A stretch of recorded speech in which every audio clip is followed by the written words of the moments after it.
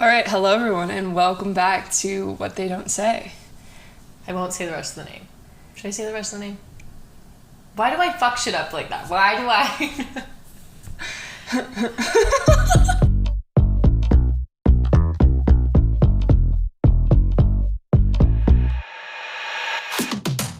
We're still feeling a little insecure about our intros. Yeah, it's okay though. This is a process. So, as everybody knows, this is our podcast where we talk about everything between sexual assault, what people don't say. You know, it's all in the title. But something that really needs to be addressed is Lauren has something to share with the class, because last week on our podcast, she was discussing how she really wants the freedom to have sex with people. And I think Lauren was not particularly being honest with us about her true feelings about the man she's in a situationship with. We're just going to dive right in. Is that okay? Yeah. Okay. Yeah. Take the stage. Yeah, I think that we recorded that episode and I was kind of in like a fuck all mindset, and I was like, I think I was trying to like protect myself and also create maybe some sort of like defense mechanism, which I think that people do. And I think this is really important to talk about because I feel like the past 2 years of my life, I am really guarded with people, and it's really hard for me to trust people or like let them in. And so for me, it's just like easier to kind of shut down or emotionally detach myself so much that I can like actually convince myself that I want one thing to be one way when in reality it's just a complete fucking lie. And so I think that when we came on the other week and we're like talking about stuff, I was in this mindset of like, well, I just got back from a trip. This guy is like leaving for a really big trip for like... And you're in a situationship with. Right. For like months. And so I was kind of just like, yeah, like I don't give a fuck. Like I'm just gonna do whatever the fuck I want. Like I don't care. Like it's all good. Like I was just totally like detaching myself from, I think, what my reality was, and also from the actual emotional connection that I had going on. And I think that's really important to like discuss and have conversations about, because like it's just like really hard. And I think that for me and Shannon, we have experienced something that was like really traumatic and really painful, and kind of our emotional responses to relationships, situationships, just like having sex with people since this happened to us is just kind of like all over the place. And I think that we kind of want to like dive into that kind of stuff and just talk about that a little bit more, especially since like really recently I experienced myself putting up like a huge wall and like trying to convince myself that like I don't want something, or I'm not attached to someone, and like literally like even like recording that and being like, yeah, like I'm all good, this is fine. But in reality, that's just not what was going on. Okay, so I feel like you just covered a lot of ground in a really short amount of time. So you're saying that what you said last week was not necessarily true because you were trying to protect yourself from like the real feelings that you might have for this person, and that is a result of you not wanting to be like vulnerable with other people, you being like, I guess just like, yeah, afraid to be vulnerable. Like, is that's what was going on there? Because it's much easier to be like, oh, I don't care, than to say that you do care. Yeah, and I think that like, I've done this in the past multiple times where I have acted like someone or something doesn't impact me because I don't want to like give them the power to impact me, when in reality like they do. And I am emotionally impacted by something, or I am emotionally attached to something, or something does hurt me, or something does make me happy, but I don't want to like give it the time of day for some reason. So I'll just be like, yeah, no, like I don't care. It's fine, like whatever. But it's like that's not how I actually feel. But I do it so much sometimes that I actually convince myself that that is true. And then it doesn't happen till like maybe later or upon like self-reflection where I look back and I'm like, wow, I was so full of fucking shit. Like, what was I doing? Like, why was I saying those things, or why was I acting that way? Like, that's not how I actually felt. Like, what the fuck is like up my asshole? Like, I don't know. Like, it's just. Well, I think it's just a coping mechanism. Yeah, it totally is. Like, like, the truth of the matter is when you're vulnerable with someone, what it means is that you're giving someone the power to hurt you. Like, you're literally, like, giving them yourself, and you're like, hey, here's all of my little secrets, here's everything about me, and please don't hurt it. Like, that's what being vulnerable is with someone, Right. especially in, like, a relationship setting. Right. And so, once again, you just fully take it away. If you don't actually like them, then you're probably not going to get hurt. At least that's what you tell yourself. But in reality, I think you might hurt more because you were vulnerable with this person. You just didn't want to admit to yourself that, like, the vulnerability was real, if that makes sense. And so, in result, not only are you left with the, like, fuck, I was vulnerable, but you're also left with the, like, I'm not even being honest with myself about how I feel, or honest to them about how I feel. Yeah. Or, like, even honest to friends, you know? Because, like, I said those things to you, too, off the record. And I was, like, I think that you do that to, like, solidify the lie in a way, right? Because you're like, well, if I tell all these other people, then, like, it must be true. Yeah. Right? But it's like, no. So if it's only in your brain, you can convince yourself that it's not true. And until it's said out loud, that's when it becomes real. Right, exactly. And I think that, like, is totally a product of being hurt, and I think a lot of people have experienced that, and have experienced, like, not even, like, trauma pain, but just, like, being heartbroken, or just being fucked over, or cheated on, or whatever it may be. And so then later, when you do get into another relationship, or, like, whatever it may be, you just find yourself doing weird fucking things because you don't want to get hurt, and you're going to do everything you possibly can to ensure that you don't get hurt. And that, I also think, is a sign of, like, hey, maybe you need to heal a little bit more from certain things, and that's totally okay. Like, you know, like, that is expected, especially if you've been through a lot, or been through some of the situations that Shannon and I have been in. So what makes you work through that? Because I think in the past there are some things that you probably, like, have never been honest with yourself about, or other people about, but now you're working on trying to be more honest with people around you as well as yourself about, like, what you're going through and how you're feeling about things and how you're feeling about people. So how did you get from A to B? Like, what made you decide to be honest with yourself? Like, in this situation, or just, like, in general in my whole life? We can start with just, like, this situation, because that will probably give us a glimpse into other situations. I think that a lot of that stems from trust. Like, this is so tough. I think that entering into the situation, I was, like, pretty open-minded, and I've always kind of done this thing, at least for, like, the past few years, where I, like, assume the worst in people, or just I assume they're gonna hurt me, like, right off the bat, like, they are guilty until proven innocent, right? Like, no matter what, they're gonna do something, and they're gonna hurt me, they're gonna fuck me over, like, it's just not gonna end well. And going into this situation, I think part of it is that, like, I already knew this person, and I've known him for a while, and so it's like, I know that he's, like, a good person, and, like, all my friends really like him and trust him, and so I think that really helped. I think when you're, like, jumping into something with a brand new person, that shit's scary as fuck, because, like, you don't know their, like, where they've been, like, you don't know, like, anything about them, like, it's just, like, that's scary. But I think I was lucky because, like, I'd been around him a lot, and, like, everyone loved him. So, like, that, like, initially I was like, okay. So I think I had an open mind going in. I was like, okay, I don't know what's going to happen. Like, maybe it does end badly. Maybe I do get hurt, but there's nothing signifying that. So I'm just going to have an open mind and see what happens. So I think that, and that's hard. That's a really hard thing to do. So for me, that, like, actively took, that was, like, an everyday thing of, like, okay, like, this shitty thing happened in your last relationship. That doesn't mean it's going to happen in this one. That doesn't mean it's going to happen in this situation or on this day or whatever. Like, just, like, have an open mind. And I did that over and over again, and that really helped. And obviously there was days where I did struggle, and I was kind of like, fuck, like, I'm like, I want to push him away, or I want to put, like, up defense mechanisms, I want to put a wall up.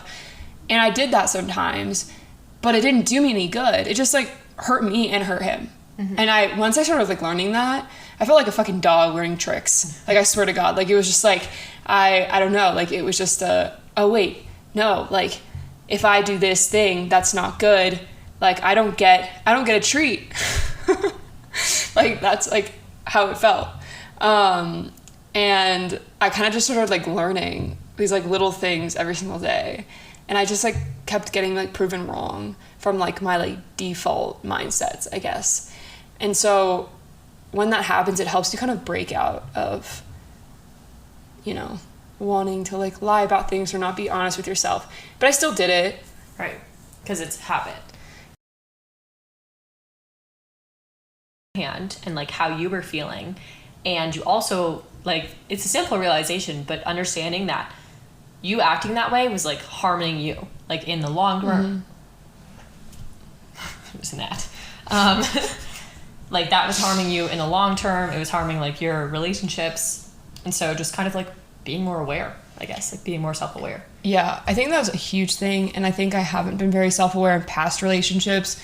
Like, I will be the first to say that, like, admit this, but like I have like been in relationships where I've treated people really shitty because I wasn't being self-aware, or I wasn't communicating because I wasn't being self-aware.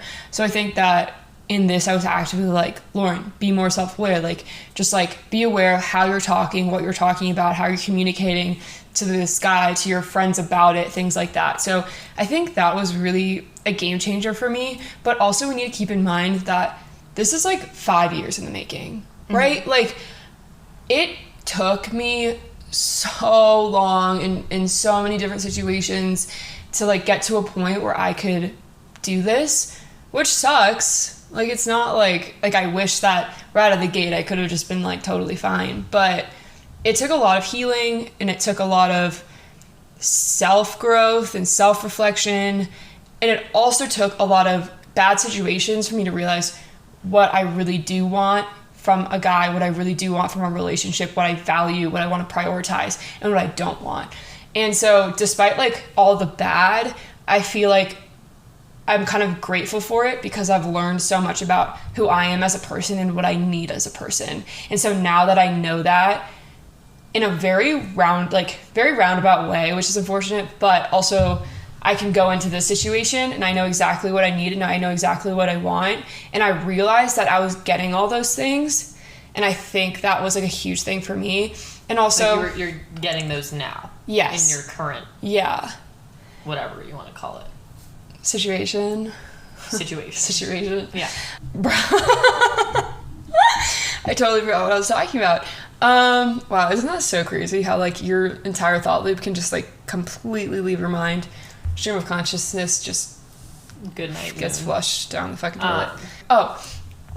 And then, okay, so once I kind of got to this point of understanding that I was getting what I actually needed and I was actually being like treated so well and exactly like how I should be treated, I was like, well, Lauren, why the fuck are you putting up like defense mechanisms? Why are you ever pushing this person away? Like, what are you doing? Like, this is the best guy you've ever been with, the healthiest situation you've ever been in. Like, don't fuck that up. Like, just like don't. And I think that being more aware of that has helped me a lot. And like our last episode we recorded like a few weeks ago. And then like the past couple weeks I've been very, very self-aware, and I've been very aware of like how good my situation is, and it's like completely changed everything.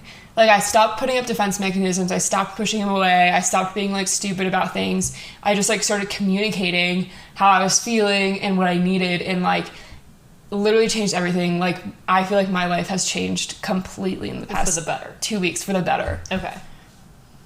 Yay.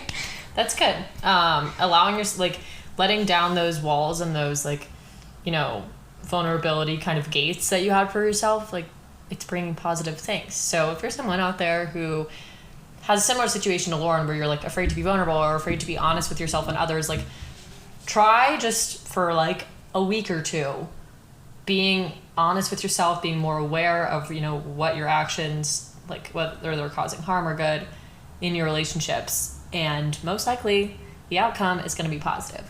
But just like try it, right? Like give it a shot. And I think that obviously that's much easier said than done, but if there's like a piece of advice that I could give, and I hate that it took me so long to like do these types of things, but even just like taking a few minutes a day to reflect on yourself. Some people like to just like have like mindfulness time or like meditate or other things like that, but just like take a few minutes where you're not surrounded by people, like you're in your own space, you're not doing anything, and like just like think about your day or think about your week. Like, what are things that have been going well, what are things that haven't been going well, and if this is in like a friendship or a relationship, whatever it may be, like reflect on those things that have happened, and like if something made you upset or if something made you happy, like, okay, what was that, and how can you communicate that to your partner or to your friend? Like, it doesn't have to be something super serious. You can start off small. And I think that like by starting off small, by just communicating little things of like,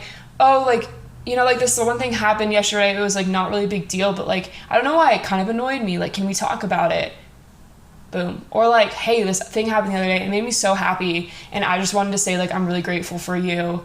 Boom. Like, it doesn't have to be some huge fucking conversation that's super stressful or just like really heightens your anxiety and you're like thinking about it all day long. Like, it can just be like the little things. And then if you keep practicing that over and over again, I feel like it'll help you have those bigger, more important conversations when the time comes, or if those are necessary. But I think that's what helped me a lot, is that I started having these smaller conversations, not just with like this guy, but like also with my friends.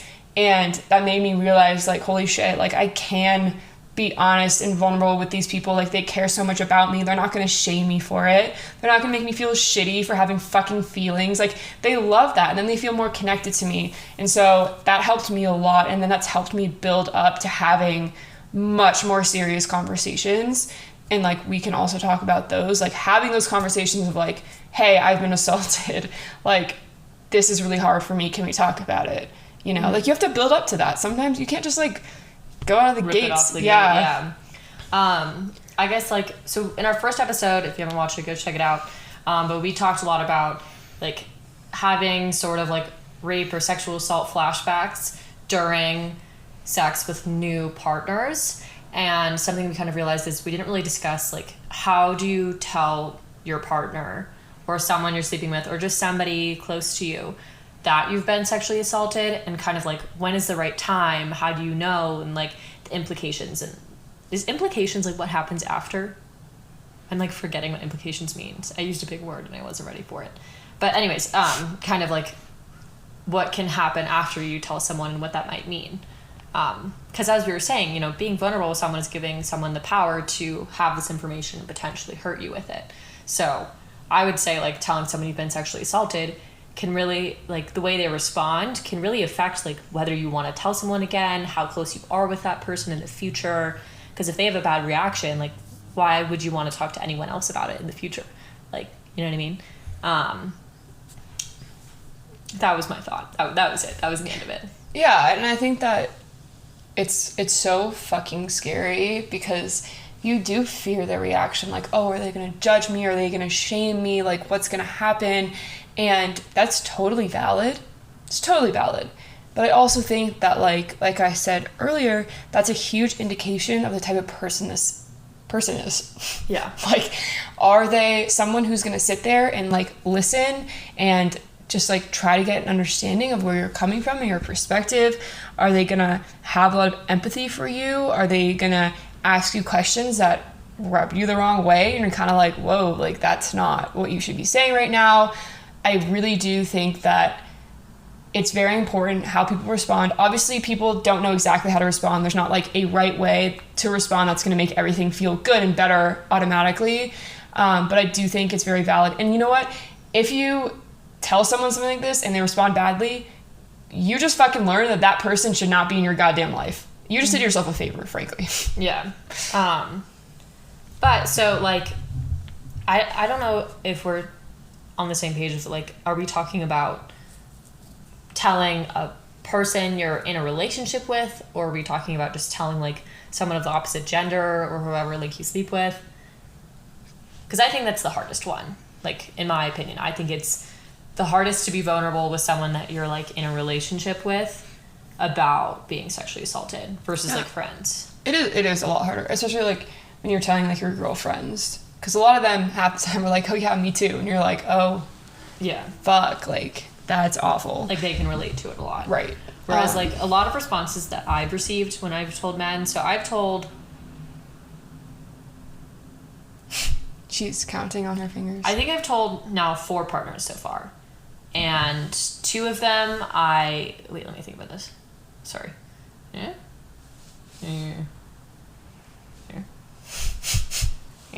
Yeah, 4.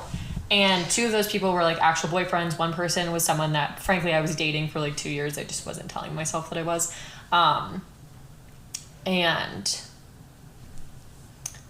the biggest response that I usually got was either major fear of like they were so afraid that they were going to put me in that same situation or harm me, or a lot of them are like super tentative to even like ask questions about it.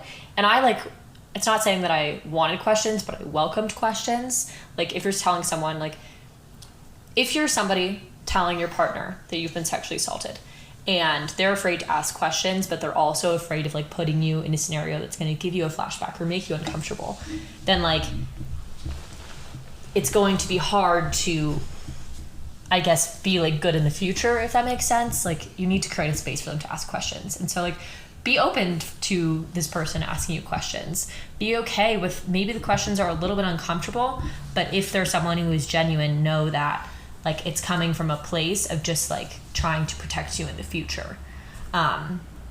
In turn, if you are the person being told by your partner that you've been sexually assaulted, or that was confusing. Like if you're the person hearing that your partner has been assaulted, like how do you respond to that? Fuck if I know. Yeah, because I've never been on that other end of it. Yeah. But I think the best thing to do is to ask the questions that you have. Be kind. I hate when people say like, I'm so sorry for your loss, or I'm so sorry that you've been assaulted. But that's what you have to say. Like you have to say, I'm sorry. That fucking blows. But so if you're on the receiving end of this information, like try to imagine what that would be like. Like I had a conversation with your ex-boyfriend one time, and he was having like a hard time understanding why sexual assault was like so bad. And what I said was like, think about a time when you've been like really powerless. Like maybe somebody was hurting your friend, or like your mom was in a car accident and like she was in the hospital and there's nothing you could do. Like those times, I don't know if that can be heard. There's a car horn. It's the city. But like think about a time when you've been really, really helpless. That's what that's like the only emotion that I can try to like get someone else to identify with, to understand what it's like to be sexually assaulted. It's not the same, like it's not an equal, but it's something that is similar that most people could probably understand. So, long story short, if you are someone on the receiving end of this information, like try to put yourself in their shoes, and do that by identifying emotions that are similar to sexual assault, and like sit in them with that person who's telling you this information. Yeah, and I think honestly, this sounds weird, but just being curious too, like that shows you want to understand. Maybe you can't personally understand, but you want to try as best as you possibly could. And obviously it can be really hard to know like what are the right questions to ask, what are the wrong questions to ask. And I think, at least for me, having just like the opportunity, like having someone sit there and be like, okay, do you want to talk to me further about what happened? Do you want to talk to me further about like X, Y, or Z? Like how are you feeling right now? Like I think that just taking that step of being like, is it okay if we talk about this? Do you want to talk about this? And not being like, oh, what happened? You know, because like you probably like don't really want to talk about what exactly happened, right? Yeah. But just knowing that the opportunity is there if you did want to talk about more details or like get into it more, knowing that that person is open to having those conversations with you, I think is really important. And just knowing that is a safe space for you to be in. Yeah. So when is it like the time, do you think, to tell someone about this? Like how do you know that this person is someone that you should or want to tell? We're talking specifically in like kind of a relationship setting, whether that's like boyfriend, girlfriend, partner, situationship, someone you're hooking up with, like yeah. I obviously it will be different for everyone else, and I can like try to talk about, you know, my current situation and why I thought it was important to tell him. I think that initially because he is a friend of both of ours, he like already knew that something like this had happened, and so it wasn't like a total shock, right? So there was already that, which does make it easier. But I think that like just after like a little while of us hanging out and like having fun, I like genuinely did trust him, at least on like a friend level. And I was having some anxiety when it would be like, oh, like, let's go to bed. Mm-hmm. And I'd be like, oh, like, I think there's like that initial pressure of like, oh, I should sleep with him because like that's what you're supposed to do in these situations, which is just, I think, like a societal thing. Like, he wasn't putting that pressure on me in any way, shape, or form at all. Like, that was just a societal thing. I think that girls sometimes feel like they have to be sleeping with someone if they're like hanging out with them and like, you know, like making out with them or whatever, which is totally not true. Like, do whatever the fuck you want, whatever feels good for you.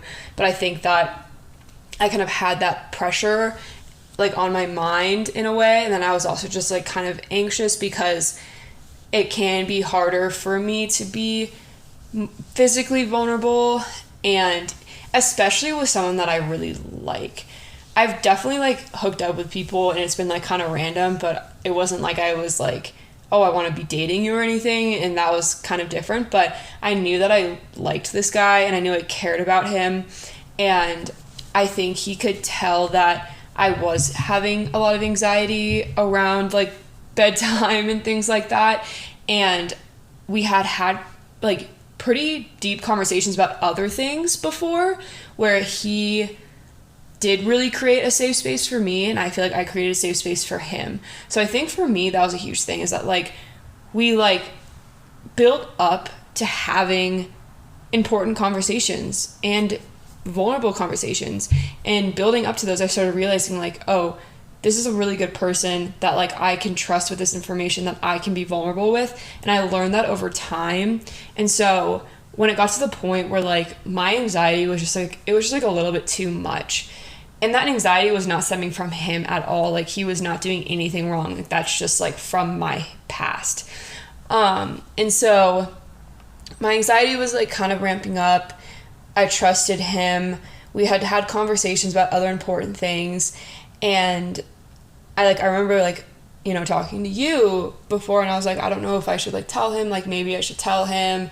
Right. Like, I feel like it's impacting like our time together, and like that is stressing me out. And so I think that like I like talked through it with Shannon, and after that I was like, okay, like I think that like could be a good thing, and I don't have to like go into a ton of details. I can just be like, hey, this thing happened. It can be harder for me to be physically intimate, and it just takes me some time. I like hope you understand, whatever. And so like literally like one night I was just like, hey, like can we talk? And we were just like sitting in bed, and I just like basically told him exactly what I just said. I was like, this is my situation. This is how I'm feeling. You've done absolutely nothing wrong. Like, I just have to like warm up to this. And he was so sensitive to it and so open and understanding. And he like very much created a safe space for me. He didn't like try to like pry into my, you know, past or like into like all the details. He just like wanted to ensure that like I was feeling okay and that I was feeling safe. Like, that was his first priority after I told him. It wasn't like, well, what happened? Like blah, blah, blah. It was like, okay, like I just want to make sure that like you feel safe with me and you feel comfortable with me. Like, that's my priority. And that was his reaction. And after hearing that, I was like, okay, like this is a good fucking person, like who really, really cares about me and really cares about like how I'm feeling and ensuring that I'm feeling safe. And that was like huge for me. And I think that was also like definitely a sign of like, this is someone that like I would like to be with. Okay. So in summary, yes. Because the question was how do you know when it's like the right time to tell someone?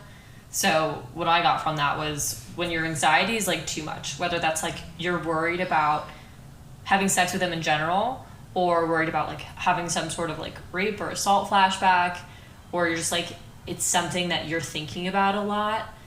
So like the first thing is like if you're feeling anxious a lot about it, or not necessarily like this isn't in order, but just one of the things is if you can tell that you're feeling anxious a lot. So then like the second thing would be is if you've had conversations with them and they've like proven to you basically that they're someone, they've created a safe space, and that safe space has been created through other important conversations where they've responded well.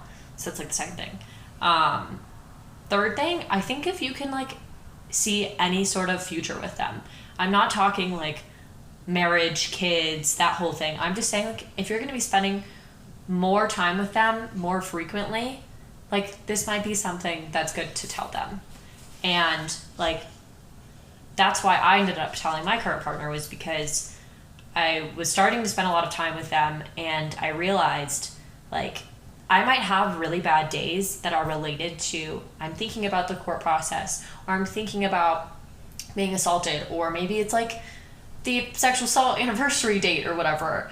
And I want to be able to let this person into my pain on those days. And I don't want to have to explain it to them when those days come. Like, I don't want to have to be like crying in my bed or whatever, and then being like, what's wrong? And me having to be like, I was sexually assaulted once. Like, I don't want to talk about it now because I'm already thinking about it. Like, that's not the time to tell them. The time to tell them is when you're in the right space of mind, and like when you're having just like a conversation.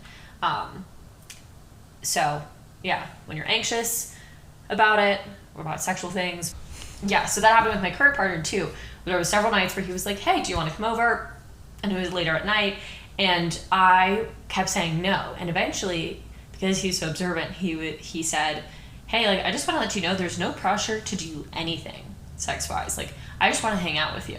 And that like totally released all of this pressure, and I'm like, okay, I need to tell him because I'm nervous about sex things because I've been assaulted and it's a new person. And so there's this like and that was yet another reason why I decided to tell him. But anyways, recap, if you're feeling anxious about some things, if you can see yourself spending a lot of time with this person in the future, and like you might have a bad day and you don't want to have to tell them why you're having a bad day on the bad day, and then also if they've kind of proven, sounds really weird, but if they have shown you that they can handle more intense information in a good way. Yeah, and I think the like whole like not having to explain yourself thing is huge. That's the biggest reason why I told my friends. Like, one being that like I felt really like alone with everything I was dealing with, but also I would have these like significantly bad days. Like, just I like couldn't do anything. I couldn't get out of bed. Like, I didn't want to go to class. Like, I didn't want to like hang out with people. And I would just like be like held up in my room, and people would be like, what the fuck are you doing? Like, where are you? Like, whatever. And I hated having to explain myself, or like I hated that like people just like didn't understand like why I was like that. So that was like a huge thing for me, was like, okay, you know what? I'm not feeling great. I've been feeling like really alone with this shit. Like, I'm gonna actually talk to my friends about it. And then like once I did that, it was just like, yeah, so like if I have a bad day, like this is why I'm having a bad day. Like, I don't necessarily like want to talk about it. I just want you guys to understand that that's just like what's going on. And that alone like relieves a lot of this kind of pent up pain you get from just sitting with these things for so long, or like whatever it may be. Right. And what, like, we had talked about that a lot on like last episode as well. So if you want more information about like telling other people and like the different reactions after sexual assault, check out episode 2. Something I want to get into is like attachments to people after being sexually assaulted. That's super interesting. I formed like a really strange, I would call it, attachment to someone for like 2 years after being sexually assaulted. Like an extreme attachment. So basically, there's this guy. Okay. I met him my freshman year of college, like literally the first day of classes. It was this guy. He was like really shaggy and had glasses and kind of like super nerdy, which wasn't the type of guy that I think I was normally attracted to.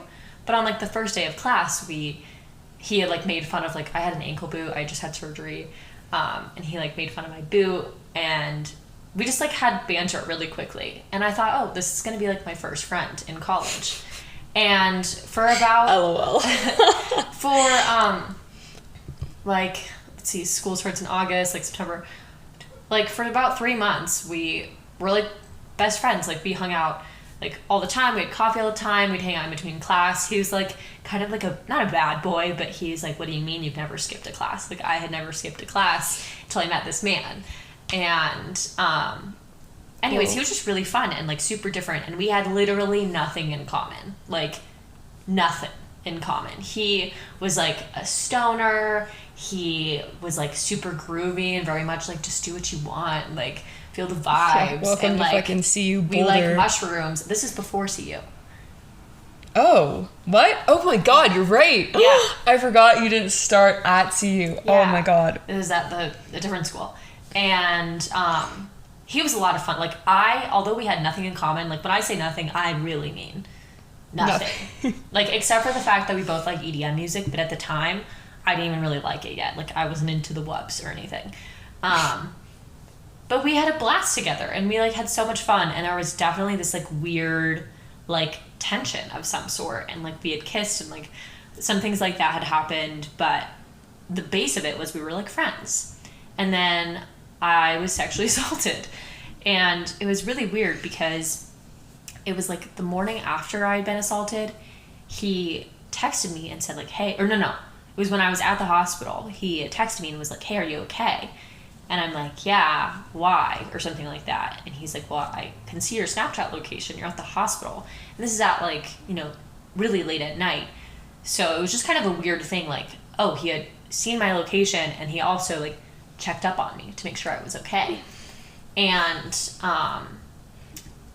I had said just like, yeah, like I'm okay, like blah, blah, blah, just something happened. That's all. Like I was super vague, didn't give any details about the fact that I'd been sexually assaulted or anything like that. Anyway, so the next day I'm staying at a friend's house, and like I had said, I had never told him what had happened. At that point in time, I hadn't told him what had happened. And he shows up to my friend's house, and he has these bright orange flowers, and he had these like this mint chocolate, a mint chocolate chip chocolate thing. Okay. And he gave me like the biggest hug in the world, and I am not a hugger. I do not like physical touch. That's true. I think Shannon and I have hugged 3 times in our entire lives. Yeah, like not a hugger. And he gave me this big hug, and I just remember feeling so empty, and then there was this hug, and it just like made me feel like totally safe and like everything was okay when it so wasn't. Mm. And he just knew. Like he was like, I know what happened. I didn't tell him. He was like, I just knew. And eventually I told him the story and everything, all the details. But that was the beginning of this 2-year incredibly tumultuous, like up and down with him. And I was so afraid to ever let him go because he was the first one that made me truly feel okay after being sexually assaulted. Yeah. And like I said, nothing in common. Yeah, we had fun together, but like there's limits to the fun and like the length of time you can, I think, be close to someone when you have like absolutely nothing that you can bond over. But what was holding us together was that I was so terrified to let him go. Like I couldn't, because that would mean that the one like I felt like he was the only person in this world that could make me feel okay. And if I let him go, that I wouldn't be safe. That was my story. That was my horrible attachment. And I have like so much more to talk about on that, but I need to give some time Okay. to you. Well, I was going to ask a follow-up question and just ask, like, when you did cut that off, how did that make you feel? Oh, God. Well, there was a lot of times where like I tried to cut things off or he tried to cut things off, and there was a time within the 2 years where I was actually in a relationship and him and I weren't talking, but that was only like 5 or 6 months long, about 5 months. But so there was one night where I had sex and I kicked a guy out because I had like a really bad rape flashback, and I just like told him like, you need to leave. I didn't explain why, I just kicked him out. And this is the time we're gonna call this man that I have an attachment to, we're gonna call him Shaggy Boy. Now it's not meant to be mean. It's just how he had, I like long picture hair, him. He was, like yeah, long curly hair, kind of scruffy. Yeah.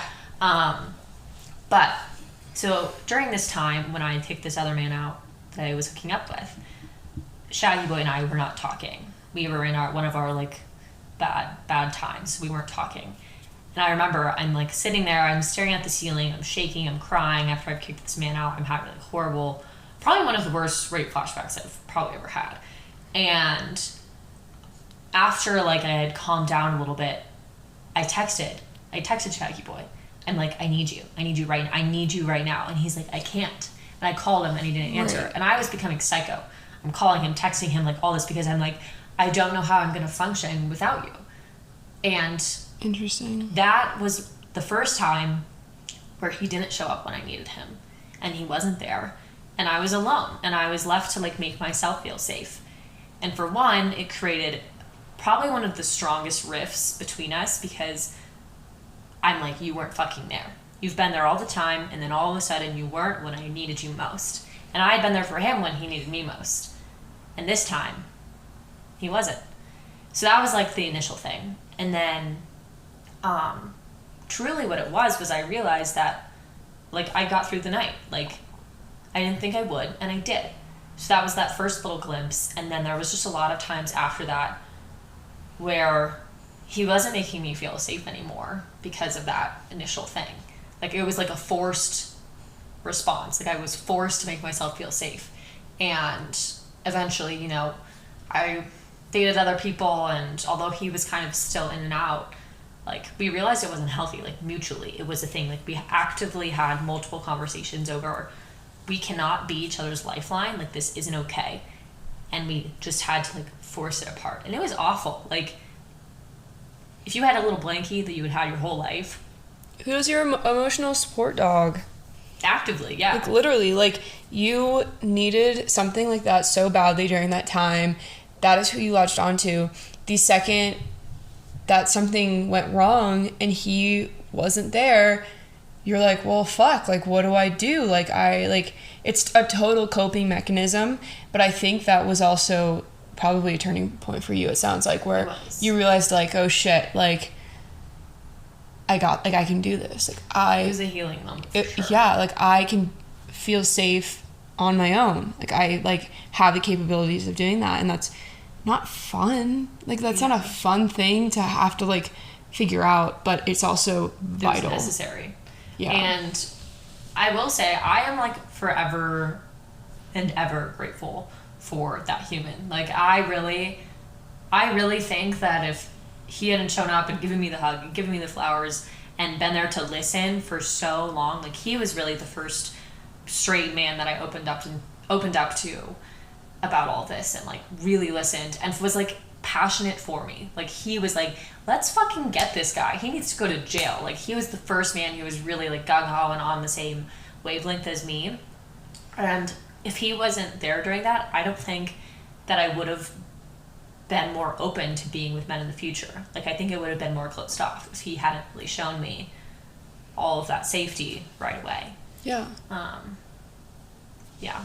I still love Shaggy Boy in a different way, not in love. Love that man, though, for a lot of things. Like, yeah, I think that obviously there was a lot that went on in that kind of relationship type dynamic, but the fact that you're able to look back on that and be like, you know what, like, I'm grateful. At the end of the day, like, it taught me a lot. I learned really a lot. Unhealthy, frankly. Yeah. But it sounds like you got some really necessary things out of it. And so at the end of the day, it's just really good to, like, reflect on that. I just think it's so fucking fascinating how much, like, you have changed over the past 4 years. In a good way? Yeah, like, I think that it's interesting to, like, watch someone go through these, like, healing processes, because it's so chaotic and really painful at times, but also, like, really, really cool and, like, beautiful at times. And even just, like, seeing you open up to people, or seeing you go from having this extreme pain to using it to empower you and make you feel, like, strong and resilient, and then also taking that and, like, having that in a really wonderful, like, healthy relationship that you're in now. Like, it's just, I just hope people listen to this and it's just a beacon of hope, because I know for me, like, there were days and there were nights where I, like, really thought that I couldn't keep going, you know? And it's like you were gonna off yourself, or it was just like, hey, no, man, like, it's like, it's not, it's, yeah, it's more of just, like, you don't want to die, but you also don't want to, like, be alive kind of We're thing. not interested in thriving. We're just interested in like surviving. Like, just right. Like it truly is just constant. You're in survival mode for so long, and it's really easy to like lose hope or just like feel so drained and powerless.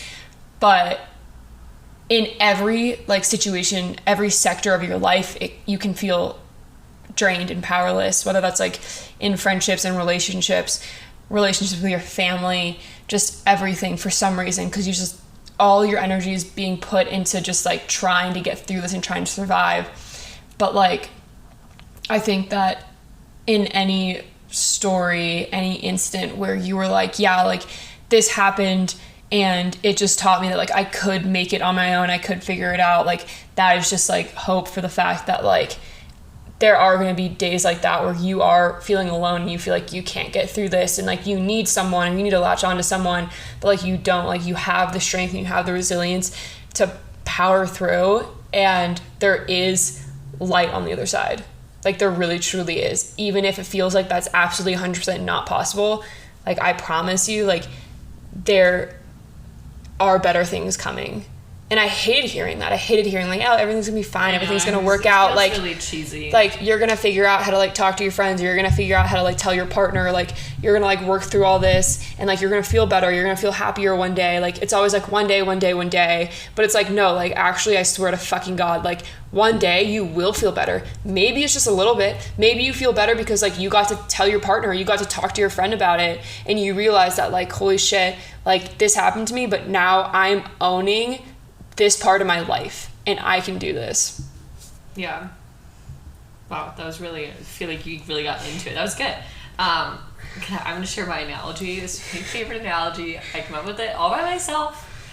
I would like to take credit. Now I'm going to take credit and someone's going to say like, no, that's a famous one. Anyways, in regards to like being okay, is whenever you're feeling like it's not okay, things really fucking suck, like it's just bad, when things are just bad, I equate that to like, think about when you're really really cold, like whether you're skiing or you're building a snowman or you're just outside on a walk trying to get home from wherever and it's winter. Like think about times when you've been really really cold and it feels like you're never going to be warm again, like it's just freezing and it just sucks. And then before you realize it, you're, you know, at home with a cup of hot chocolate and a blanket and you're warm again. You might even be hot.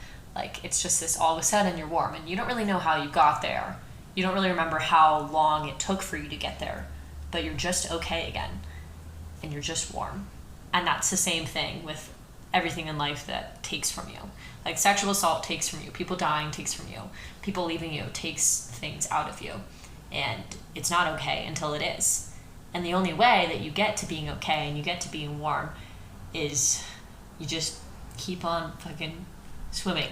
Your doggy paddling. You just keep going. Yeah. And you'll get there. And it's so cheesy and it's so like, it's gonna be like okay one day. But it's true. Like there's a reason things are cliches. They're cliches because they're real. And so many people have experienced them that they've become cliche. Yeah. And obviously, like, it takes a lot of different things to get to that point. Like, it takes talking to your friends. It takes being vulnerable. It takes opening up to your partner and hopefully, like, having those safe spaces that you can go into. But it also takes figuring out how to create that safe space for yourself, however that may be. And, you know, that probably will look like, you know, going to therapy and like getting like that kind of help, or just like reaching out to resources. I know like me and Shannon utilized a ton of different resources when we were going through this, like going to therapy, reaching out to our schools that we were at the time and utilizing the resources that they offered. And those are like all really important too, right? Like it's important to understand that you will heal personally, but it's okay to ask for those like items of help, and it's okay to ask for help from your friends, from your family, from professionals, from your school, whatever it may be. I was thinking that this has like been a really heavy episode, and our whole thing is kind of talking about this in a really like natural way and like a very honest way. So I guess like when episodes are a little bit heavier, it's simply because that's what feels the most authentic and most real, I guess.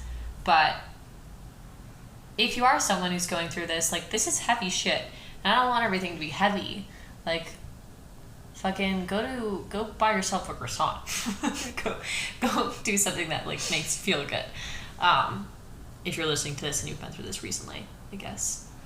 I just feel like this was really heavy, and I feel like our first episode was really fun and vibrant, and I think now as we're getting into the more of, like, crux of things, it's becoming heavier, and I don't want everything to seem so heavy. Yeah. Do you have something fun to talk about? I don't know, I was trying to think of, like, a joke that I could tell, but I don't really know if I have any jokes right off the top of my head. I don't either. Damn. What was, like, the best thing that happened to you this week? The best thing? Yeah. I'm trying to think of something that's not related to my boyfriend. That's okay. It can be related to him. But I want He's people great. to think that I have a life outside of him, you know? This podcast is, like, for talking about sexual assault, for talking about relationships, for talking about this type of shit. So that's just, like, on brand. Okay. Well, my boyfriend, he wrote me a letter. Oh. Which is really sweet. And although we live in the same place, I liked that he wrote me a letter.